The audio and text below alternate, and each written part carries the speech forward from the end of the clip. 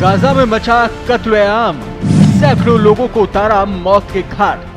चारों ओर त्राहिमाम त्राहिमाम, सड़कों पर बिखरे शव। महज 4 लोगों को बचाने के लिए भीषण नरसंहार। इजराइल और फलस्तीन के बीच युद्ध बद से बदतर हालात तक पहुंच गया है। हर तरफ मौत का तांडव नजर आता है। ना इंसानियत दिखती है, ना इंसानियत की उम्मीद। पूरा विश्व इस दर्दनाक युद्ध का एक प्रकार से मौन साक्षी बन रहा है, पर समाधान किसी के पास नजर नहीं आता। दोनों देश आए दिन एक दूसरे पर गोलियां बरसा रहे हैं। अब हाल ही में इजराइल ने गाजा से 4 बंधकों को बचा लिया, लेकिन इजरायली सेना ने 210 लोगों की जान ले ली और हमले के दौरान 400 लोग घायल हो गए हैं। हमास के रेस्क्यू ऑपरेशन के दौरान ये बात सामने आई है।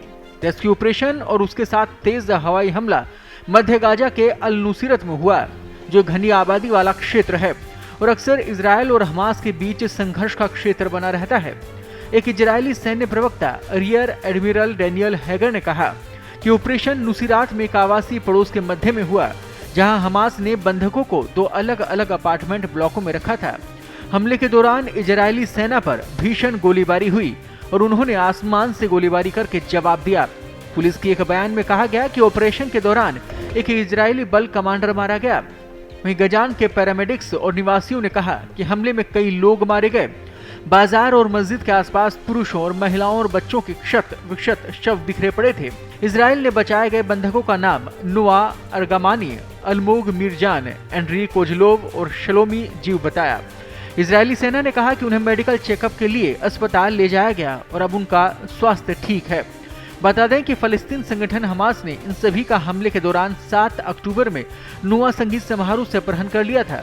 45 साल के नुसरत के निवासी जियाद ने भी इस घटना को लेकर जानकारी दी है। उन्होंने एक मैसेजिंग ऐप के जरिए रॉयटर्स को बताया कि बमबारी एक स्थानीय बाजार और अल अवदा मस्जिद पर केंद्रित थी।